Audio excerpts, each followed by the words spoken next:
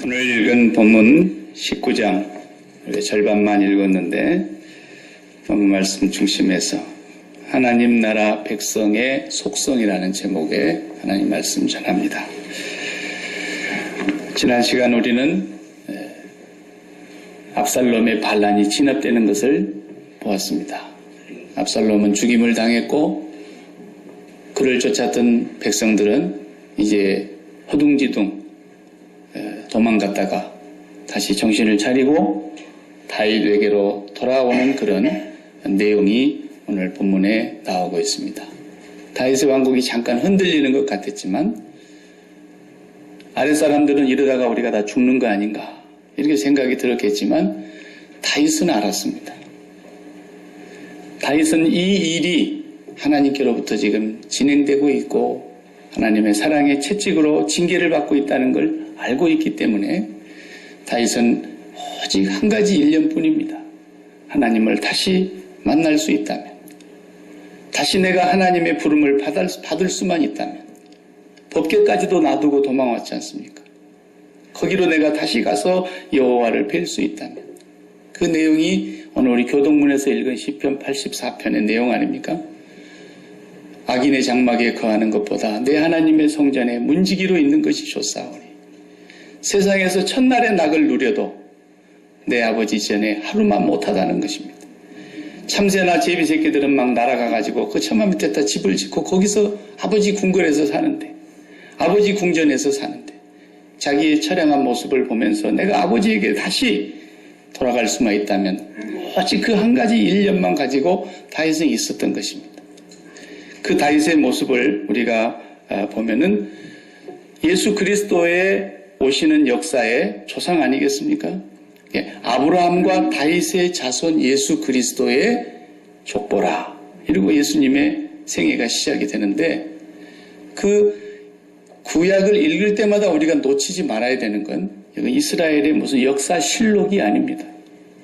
구약은 예수 그리스도를 우리에게 보여주고 있는 영광이 거기에 다 담겨 있는 거예요. 그러니까 다윗의 행동 하나하나가 단지 왕의 행동이 아니라 하나님의 나라 백성으로서의 모형이기 때문에 오늘 우리가 살아가는 모습이 그런 모습이라는 것입니다. 우리도 그런 모습을 배워야 합니다. 죄 짓는 것만 빼놓고는 다 우리가 그걸 본받아야 됩니다. 그것이 구약에서 우리에게 말해주려고 하는 영적인 교훈이지, 구약에서 말씀하고 있는 하나님의 나라는 선명하게 보이지 않지만 예수님 오셔서 그 하나님의 나라가 본격적으로 등장은 하지만 그 하나님의 나라의 그림자가 계속 이어져 오고 있다는 거예요. 그걸 보지 못하면 구약을 잘못 보는 거예요. 네. 이스라엘의 한 역사로 보게 되는 것은 그 유대인들의 얘기고, 그 유대인으로 있다가 바리새인으로 있다가 진짜 부활하신 예수 그리스도를 만난 사도 바울을 통해서 이것은 이스라엘의 역사가 아니라는 것을 그가 이제 다시 신약에서 그려내고 있고 성령의 감동을 받아서 13권의 그 자기의 서신을 통해서 구약을 재해석해낸 것이죠. 거기에 예수 그리스도가 선명하게 드러나 있는데 구약에 바로 다윗의 왕조도 하나님의 나라의 그림자요 모형이라는 것입니다. 세상 나라는 힘이 있어야 됩니다. 그럼 힘은 대통령도 힘이 있어야 되고, 요즘 같은 때는 정말 군사적인 힘을, 위용을 과시하는 그런 힘이 있어야 되고, 정치적으로 힘이 있어야 되고, 또 경제가 뒷받침되는 힘이 있어야 됩니다. 그리고 백성들의 지지를 받는 그런 힘이 있어야 됩니다. 세상 나라는 그렇게 세워지는 거예요. 그러나 하나님의 나라는 그것과 전혀 무관하다는 것입니다. 그 나라는 위로부터 내려오는 나라이지 우리가 피를 흘려서 죽이고 빼앗고 전쟁하고 다른 사람을 짓밟고 얻는 그런 나라가 아니라는 것입니다. 그걸 구약 성경의 다윗의 왕조에서 계속 보여주고 있는 걸 우리가 볼 수 있어야 됩니다. 그래서 예수님께서는 재판을 받기 전에 잡으러 왔을 때 예수님을 붙들러 온 사람들을 보고 베드로가 칼을 빼서 그냥 확 휘둘러서 그 중에 한 사람 귀를 그냥 쳐버렸는데 그 귀를 다시 고쳐주시면서 예수님 하신 말씀, 베드로야 칼을 도로 집에 꽂아라. 내가 지금이라도 아버지께 구해서 하늘에 12영이 더 되는 천사들을 보내시게 해달라고 구하지 못해서 그런 줄 아느냐? 네가 이렇게 하면 하나님의 뜻이 이런 일이 있어야 되리라 하는 하나님의 뜻이 어떻게 이루어지겠느냐. 그러면서 주님은 당신의 나라가 칼로 이루어지는 나라가 아니라는 것을 거기서도 말씀하셨어요. 빌라도에게도 재판을 받지 않습니까? 빌라도가 양심적으로 볼 때 예수가 죄가 없다는 걸 알고 살려주려고 하면서 어떻게 예수의 환심을 사보려고 이런저런 얘기를 많이 했지만 예수님께서는 요한복음 18장 36절에 보면 내 나라는 이 세상에 속한 것이 아니니라. 만일 내 나라가 이 세상에 속한 것이었다면 내 종들이 싸워 나로 유대인들에게 넘겨지지 않게 하였으리라. 이제 내 나라는 여기에 속한 것이 아니니라 그러셨어요. 인간 나라, 세상 나라는 전부 전쟁으로 죽이고 빼앗아야 돼요. 힘 있는 자가 빼앗는 거예요. 네.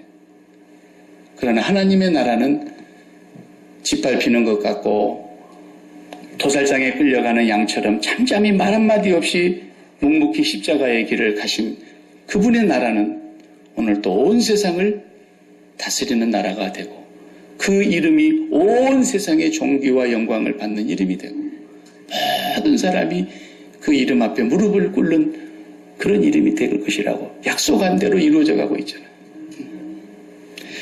그래서 오늘 다 읽지 않는 부분 앞부분을 보면 23절까지는 제가 지금 생략하고 넘어가지만 이 앞부분은 무슨 내용입니까? 다윗의 이제 반란이 그 압살롬이 진압이 되면서 다윗의 나라가 회복되는 과정이 되니까 그동안에 다윗을 버리고 반란군 편에 섰던 사람들 심지어는 다윗의 족속 유다 족속도 압살롬을 따라갔거든요. 이스라엘도 다 따라갔어요. 네. 이제는 뭐 너나 할 것 없이 다윗을 다 그때 배반을 해버린 거예요. 얼마나 무색합니까? 막 시므이는 이제 다윗의 나라가 끝난 줄 알고 막 돌덩이 던지면서 욕하면서 저주하면서 조롱하면서 따라왔죠. 유다 족속들까지도 다윗을 버려버리고 나니까 이제 전화위복이 되고 마치 이렇게 환경이 바뀌니까 유다 사람들이 너무 무참하게 돼버린 거예요. 말이 아니에요.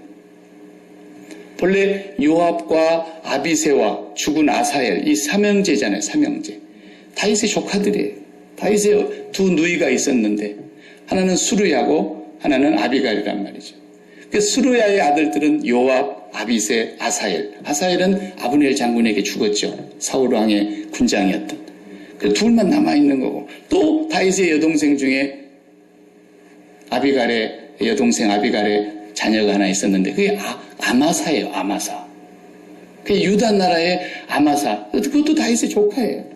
그런데 이 아마사가 다윗을 배반하고 압살롬에게 붙어가지고 반란군의 수장이 됐던 것입니다. 그런데 다윗의 행위를 보면 정말 이해가 안 되는 거예요. 다윗이 돌아오면서 뭐라 그래요? 제사장을 보내가지고 유다의 그 아마사 장군, 자기를 배반한 조카에게 왜 네가 지금 가만히 있느냐? 왜 나의 골육인 너의 핏줄인 네가 가만히 있느냐? 유다 족속이 이러면 안 되지 않냐? 지금 이스라엘 백성들도 계면적지만 다시 내게로 돌아와서 나를 영접하려고 하고 준비를 하고 있다는 소문이 들리는데 내 골육 유다의 후손들이 왜 이러고 있느냐? 내가 너를 나의 군대 최고 지휘관으로 삼는다. 요압의 자리를 너에게 주노라 그랬어요. 내가 봐도 요압 같으면 열받아서 나 정말 가만히 있을 것 같아. 요압이 어떤 장군입니까? 지금까지 다윗을 위해서 목숨을 바쳐서 일했던 반란을 진압했던 사람이고 사울을 물리쳤던 사람이고 얼마나 자기 옆에서 목숨을 내놓고 충성한 그런 장군인데 요압의 자리를 빼앗아서 배신자 아마사에게 주는 거예요. 다윗이.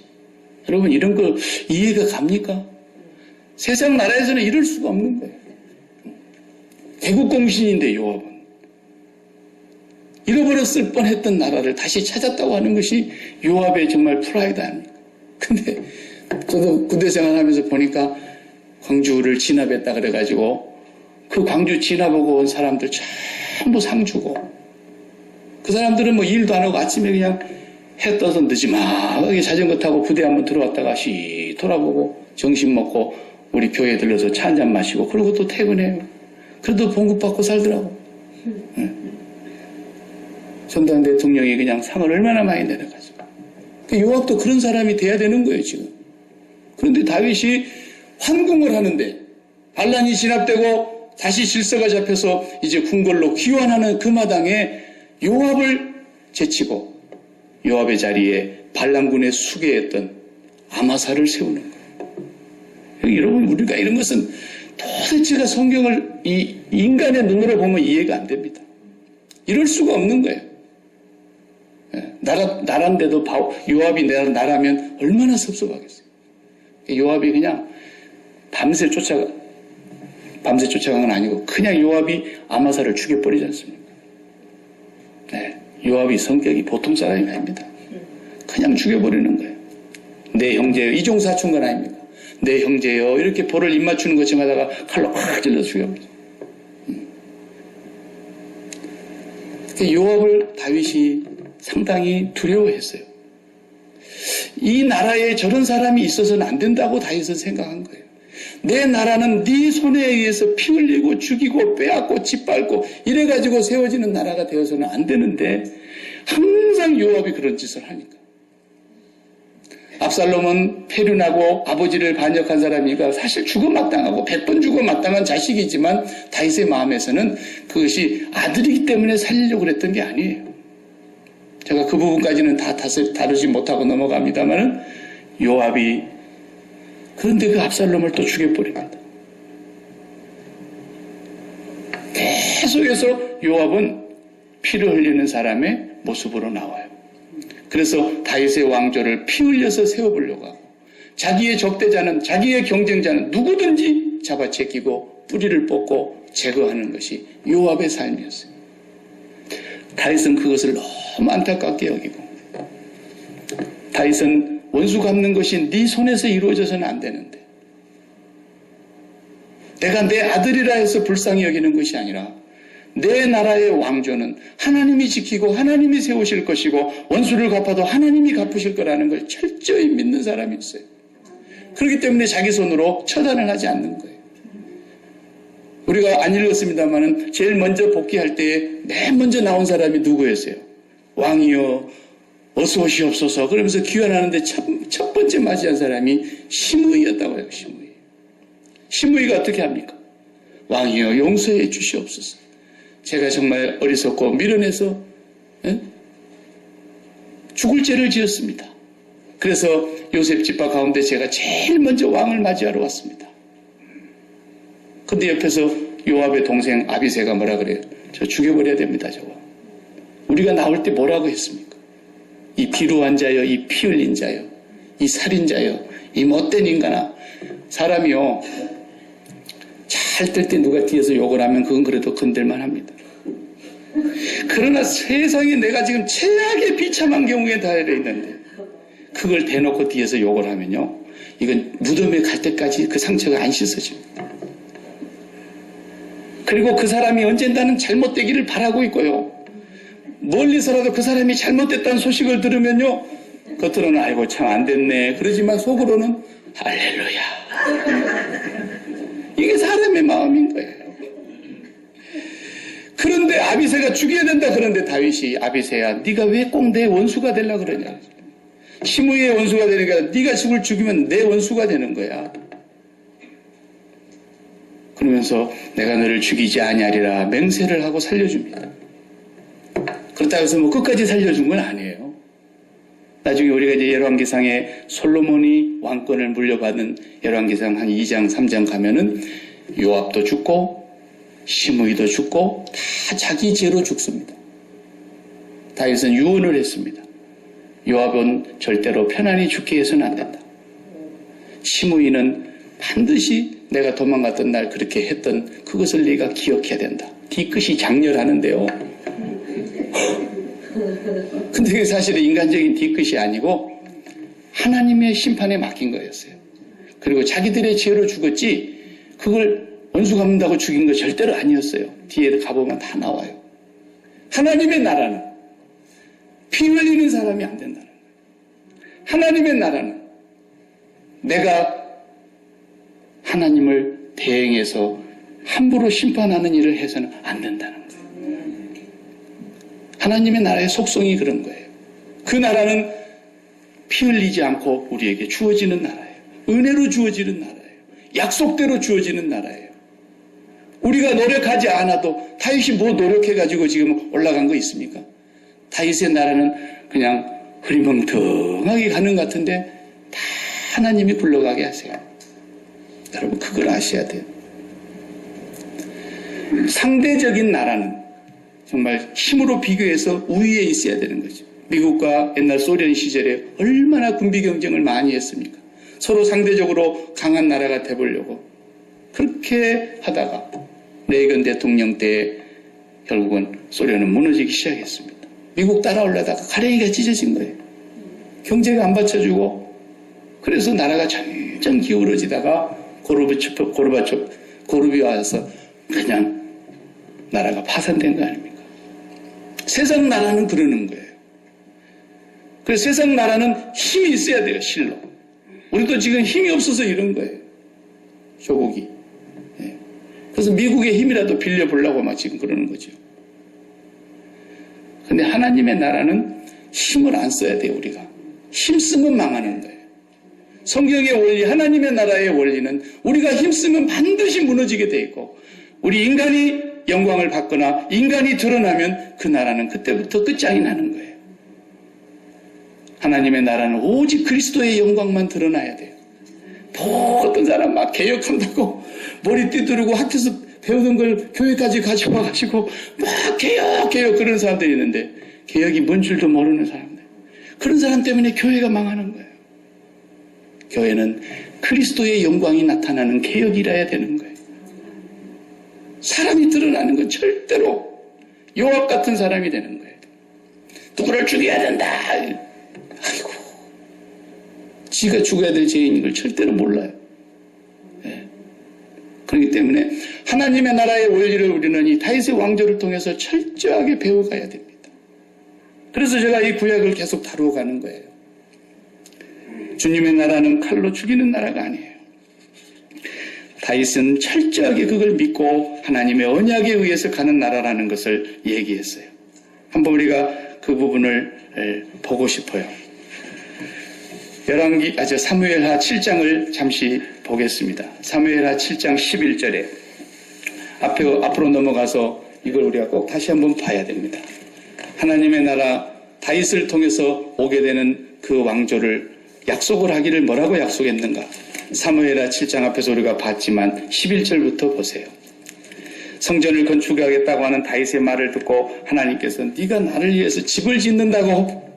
내가 너를 위해서 집을 지금 준비하고 있다. 그런 소리 하지 마라. 다윗에게 집 짓는 거 허락지 않으셨어요. 그리고 하나님이 나단 선지자를 통해서 다윗에게 가서 일러라 그러면서 하신 말씀이에요. 사무엘하 7장 11절 다 같이 보면은 전에 내가 사사에게 명령하여 내 백성 이스라엘을 다스리던 때와 같지 아니하게 하고 너를 모든 원수에게서 벗어나 편히 쉬게 하리라. 여호와가 또 내게 이르노니 여호와가 너를 위하여 집을 짓고 네 수완이 차서 네 조상들과 함께 누울 때에 내가 네 몸에서 날 네 씨를 네 뒤에 세워 그의 나라를 견고하게 하리라. 그는 내 이름을 위하여 집을 건축할 것이요 나는 그의 나라 왕위를 영원히 견고하게 하리라. 나는 그에게 아버지가 되고 그는 내게 아들이 되리니 그가 만일 범죄하면 내가 사람의 매와 인생의 채찍으로 징계하려니와 내가 네 앞에서 물러나게 한 사울에게서 내 은총을 빼앗은 것처럼 그에게서는 빼앗지는 아니하리라. 내 집과 내 나라가 내 앞에서 영원히 보존되고 내 왕위가 영원히 견고하리라 하셨다 하라. 이게 언약이에요. 다윗에게 주신 언약. 다윗은 이 언약을 믿은 거예요. 하나님을 믿는 사람은요, 하나님의 심판을 믿고 하나님의 공의를 믿고 하나님의 사랑을 믿고 하나님의 손길을 믿고 하나님의 주권을 정말로 믿는 사람은 내가 원수를 갚지 않습니다. 그 사람이 정말 하나님의 심판을 받아야 될 사람이라면 내가 갚지 않아도 하나님이 갚은데 왜 내 손에 피를 묻히냐 이거예요. 그것이 하나님을 믿는 사람인 거예요. 다윗은 철저하게 이 언약을 믿었어요. 내 나라는 내 힘으로 빼앗고 내 이름으로 지키고 내 이름으로 세워지는 나라가 아니다. 하나님께서 내 나라는 세울 것이다. 하나님께서는 영원히 내 나라를 세워주시겠다고 약속했다. 하나님이 나를 위해서 집을 준비하고 있다 그랬다. 그리고 그 후손에게서 예수 그리스도가 약속대로 오시고 하나님의 나라가 예수 그리스도를 통해서 지금 지어져 가고 있지 않습니까? 다윗은 그 언약을 믿었기 때문에 요압이 싫었던 거예요. 네가 그렇게 피 흘리고 잔인하게 해서 내 나라가 지켜지고 세워지는 게 아닌데 왜 너는 내가 하란 대로 꼭 하지 않고 주인 밑에서 지가 주인 노릇을 하는 거예요. 이거 참 미운 겁니다. 이게 주인도 아니고 그렇다고 종도 아니고 그러면서 주인 노릇을 하는 거예요. 주인의 눈에 가시 같아요. 직원도 그런 직원이 있으면 참 욕을 잡힙니다. 그래 다윗이 요압을 그냥 편하게 순하게 죽여 내버려 두지 말라. 그래서 그렇다고 뭐 잔인하게 죽이라는 얘기는 아니었어요. 근데 결국은 자기가 끝까지 주인 노릇하다가 자기가 다윗의 명을 어기고 솔로몬을 반대하고 아도니아를 왕으로 세우려다가 자기가 반역죄로 잡혀서 죽습니다. 결국 하나님의 나라에는 이런 사람이 필요치 않다는 거예요. 예. 요압은 사울의 장군 아브넬이 사울 왕이 죽자 다윗에게로 이스라엘 족속을 다 이끌고 와서 항복을 했지 않습니까? 아브넬 장군이 돌아왔을 때 다윗은 받아줬어요. 그렇게 자기를 죽이려고 쫓아다녔던 아브넬이었지만은 그를 받아줬어요. 하나님의 나라는 누구든지 회개하고 돌아오면 받아주는 거예요. 다윗이 그걸 받아줬더니 그걸 그냥 가서 찔러 죽인 사람이 요압이었어요. 내 아들이라도 죽여야 될 사람이면 죽여야 되겠지만 나는 지금 내 아들을 죽여서 왕자를 빼앗는 것이 아니다. 하나님께서 나에게 돌려주시는 것이지. 그가 하나님의 심판을 받아야 한다면 어떤 모양으로든지 하나님이 심판하실 텐데 요압은 하나님의 일을 지가 대행하듯이 가서 막 찔러 죽여버립니다. 아마사도 비록 배반했지만 받아들였습니다. 마치 예수님께서 마지막에 자기를 팔 사람이 누군지를 알면서도 가룟유다를 데리고 끝까지 같이 간 것처럼 그는 하나님의 섭리 속에서 예수님은 다 받아들이신 거예요. 하나님이 심판하시는 것입니다. 다윗은 이번 일로 철저하게 또 깨달았던 거예요. 내가 법궤를 모시고 나가지 않아도 하나님께서 다시 그 자리로 나를 불러들이신다면 내가 가서 그분을 배울 것이고 그러면서 하나님 앞에서 지금은 제비도 부러운 거예요. 그 법궤를 모신 곳에 천마 밑에 지어놓고 사는 제비도 부러워했어요. 하나님을 얻기를 그렇게 소원했던 것입니다. 바로 다윗이 바로 예수 그리스도가 이 땅에 오셔서 이룰 그 나라 왕국을 모형으로 보여주고 있는 하나의 그림자인 것이죠. 우리가 조선왕조실록 같은 거 보면은 말이죠. 드라마를 보나 역사 드라마 같은 데 보면은 정말 한 번도 순전하게 넘어간 왕이 없잖아요.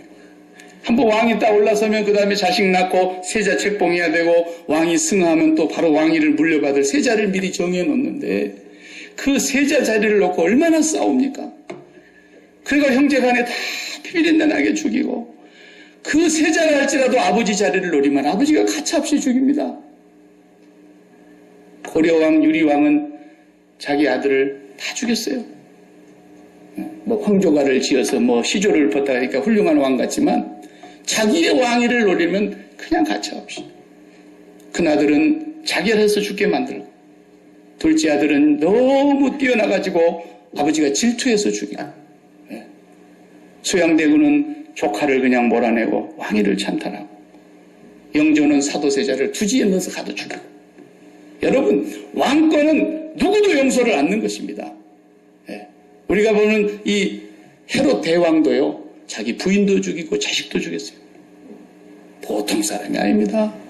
왕권을 노리는 사람은 가차없었어요. 이것이 세상 나라예요. 지금도 마찬가지예요.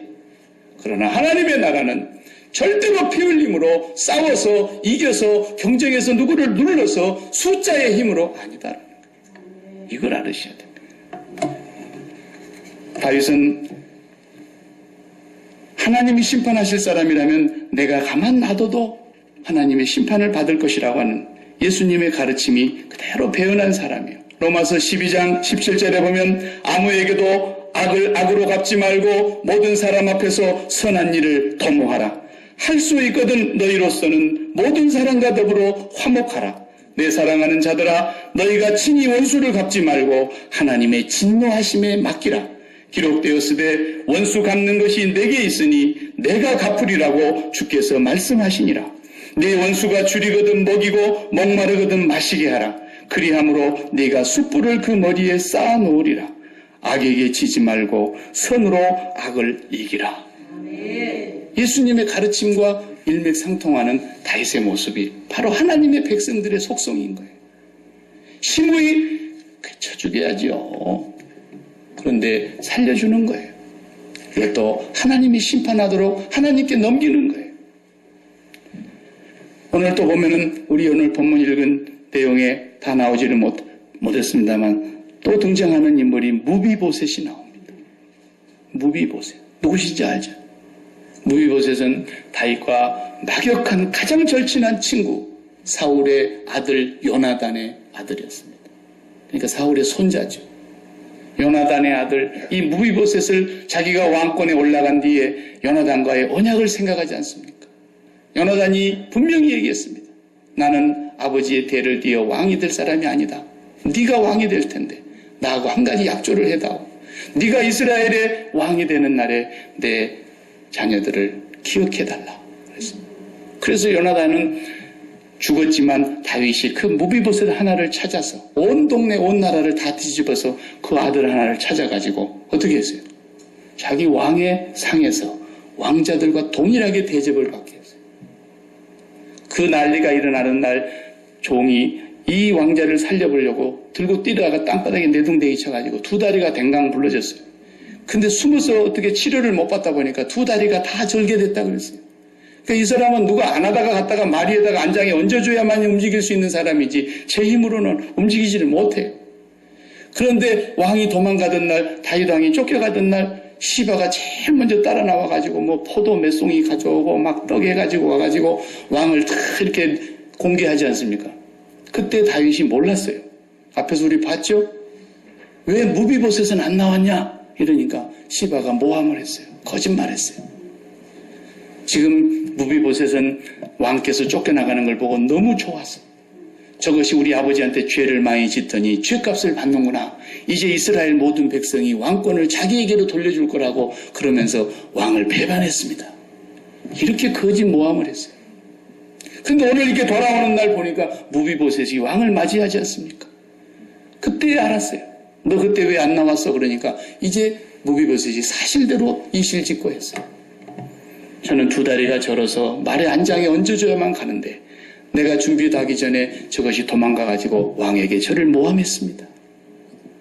다윗은 그런 줄도 모르고 무비보셋의 재산을 시바에게 다 줘버렸잖아요.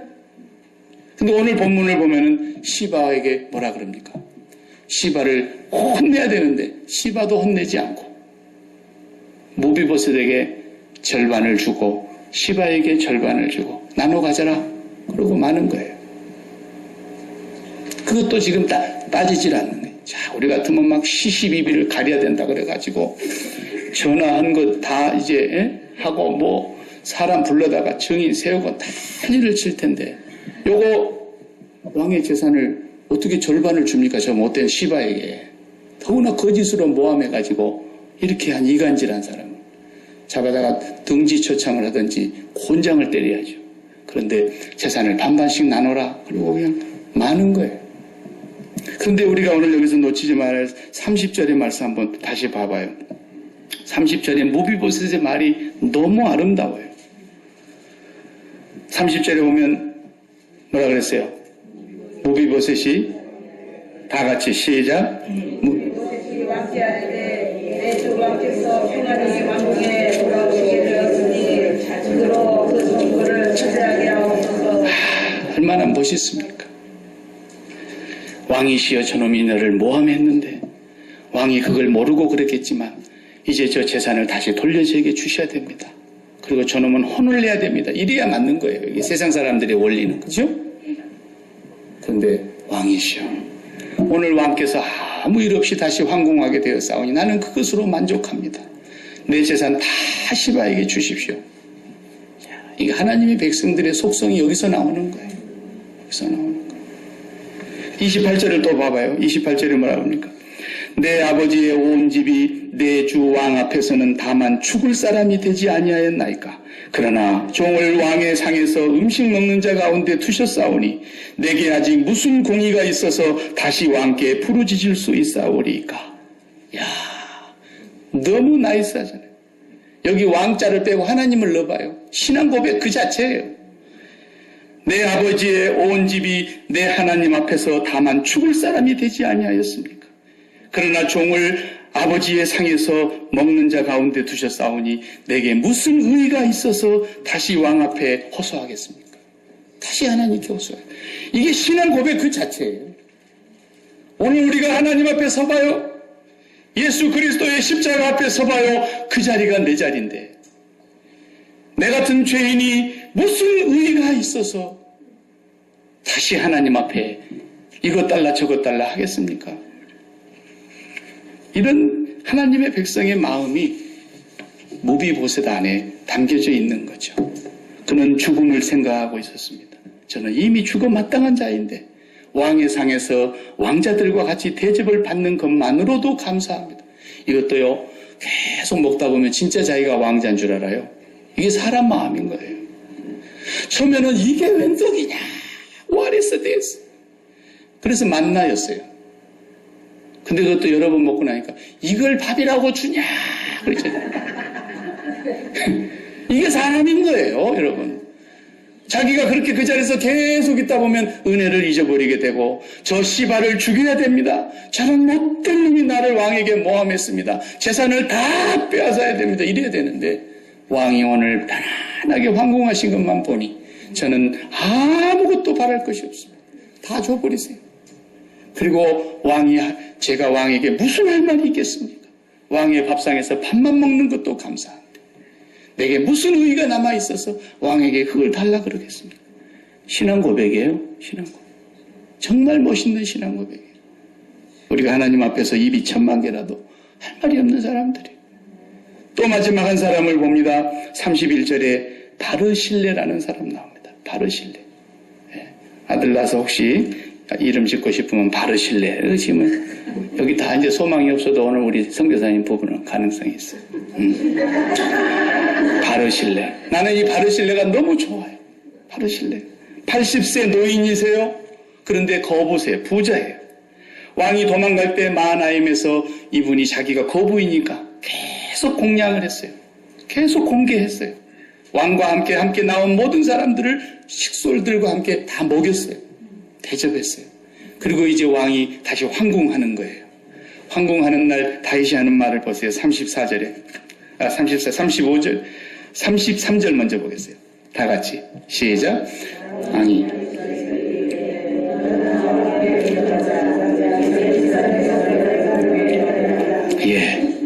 됐어요.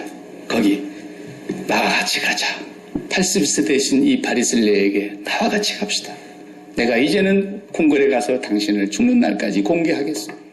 그런데 바르실레 34절을 읽어보세요. 바르실레가 왕께 이르되 내 생명의 날이 얼마나 있사옵기에 어찌 왕과 함께 예루살렘으로 올라가리까. 35절 내 나이가 이제 80세라 어떻게 좋고 흉한 것을 분간할 수 있사오며 음식의 맛을 알 수 있사오리까. 이 종이 어떻게 다시 노래하는 남자나 여인의 소리를 알아들을 수 있사오리까. 어찌하여 종이 내 주와 함께 아직도 누를 끼치오리까. 너무 멋있잖아요. 사람 마음은 안 늙어요. 몸만 늙는 거지. 돈 좀 가지면요, 그 다음에 권세를 갖고 싶고요. 그 다음 권세를 지면요, 그 다음에 더 좋은 걸 누리고 싶고, 그런 게 사람 마음인 거예요. 나이와 상관이 없어요. 우리 어머니도 90세까지 사시다 가셨지만, 어머니가 아니 아버지가 82세를 사시고 가셨는데 아버지 나이만 산다 그러더니 왜 지금까지 살아서 이렇게 오래 사세요? 내가 한번 농담을 했더니 아이 아들아 나를 이렇게 하나님이 안 데려가시는데 나는 어떡하냐. 솔직히 얘기하세요. 안 죽고 싶지요? 그러니까 아이고 나 안 죽고 싶다 그러더라고요. 사람 마음이 그런 거예요. 바르실레는 내가 이 나이에 무엇이 좋고 나쁨을 구별할 수 있다고. 내 나이가 이제 죽음이 바로 앞둔 나이인데 내 부친의 땅에서 내 조상의 열조의 묘지로 내가 돌아가고 싶으니까 나를 여기 그대로 두시기를 바랍니다. 다윗이 아무리 강권해도 내가 이제 좋고 나쁜 걸 구분할 수가 있겠습니까? 아름다운 여인 내 목소리를 내가 구분할 수 있겠습니까? 내 입에 무슨 입맛을 내가 구분하겠습니까? 그러면서 끝까지 거절합니다. 바로 이 사람이 십자가에 달린 사람의 의식인 것입니다. 하나님의 백성의 의식이 그런 거예요. 죽음을 기억하고 있지 않습니까? 내가 이제 살 날이 얼마나 있사옵기에 왕과 함께 예루살렘으로 올라가겠습니까? 죽음을 기억하고 있는 것입니다. 우리는 예수 그리스도와 함께 이미 십자가에서 죽은 사람이라고 했죠. 정과 욕심을 십자가에 못 박은 사람이라는 거예요. 구약의 인물들 가운데도 이렇게 하나님의 백성들의 속성이 나오고 있습니다. 나 같은 죄인을 하나님이 이제 용납하셨으니까 나는 그것으로 됐습니다. 나는 이제 죽어도 아버지의 상에서 아버지와 함께 있을 거니까 나는 더 바랄 것이 없습니다. 모비보셋과 바르실레의 그 마음은 바로 죽음을 받아들이는 그 마음은 십자가의 마음이었던 것입니다. 정말로요, 상대적인 것들은 다 우리가 힘을 얻어야, 힘을 써야 먹습니다. 감자 하나라도 삶아 먹으려면 우리가 농사 지어야 되고요. 힘들어야 되고요. 힘들어서 돈 벌어가지고 또 가서 물건을 사와야 먹습니다. 그러나 정말로 없어서는 안 될 절대적인 것은 돈 하나도 안 내고 먹습니다. 우리 지금. 숨 쉬면서 돈 냅니까? 햇볕 받으면서 돈 냅니까? 절대적인 것들은 다 은혜로 먹고 사는 겁니다. 물을 그렇게 우리가 물 쓰듯이 하면서 물 가공비는 우리가 내주지만 야키마 시청 사람들 하나님 앞에 물값 내고 우리한테 받아갑니까? 그 사람들도 하나님 것 갖고 인심 쓰고 있는 것입니다. 물도 절대적으로 필요한 것이지만 공짜로 먹는 겁니다. 우리 인생은. 절대적인 모든 것은 은혜로 오는 것입니다. 상대적인 건 다 내가 힘을 들여야 되는 것입니다. 하나님의 나라는 절대적인 나라요. 그 나라는 은혜로 오는 것이고 용서로 오는 것이고 우리가 거저받는 것입니다.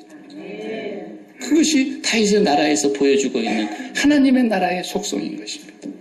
사랑하는 성도 여러분, 우리가 남들보다 더 올라가야만 성공하는 것이 아닙니다. 남들보다 우리가 더 가져야만이 그 사람이 부자가 되는 것이 아닙니다. 바르실레와 같은 사람, 모비보셋과 같은 사람, 100번 이미 죽었어야 마땅한 사람을 왕의 상에서 먹게 해주셔서 감사하고, 내가 이제 곧 죽을 텐데 무엇이 내 앞에 좋은 것이 있다고 왕에게 누를 끼치겠습니까? 나는 이미 그리스도와 함께 십자가에서 정과 욕심을 못 박은 사람입니다라는 그런 고백이 이들 속에 담겨져 있는 것입니다. 그래서 다윗은 끝까지 용서했습니다. 그리고 용납했습니다. 양보했습니다. 이해했습니다. 그리고 하나님께 다 맡겨드렸습니다. 이것이 하나님의 나라 백성의 속성인 것입니다. 기도하십시다. 하나님 감사합니다. 오늘 또 우리는 다윗의 이 역사와 왕조를 통해서 하나님께서 우리에게 보여주시는 하나님의 나라의 그림자를 보았습니다.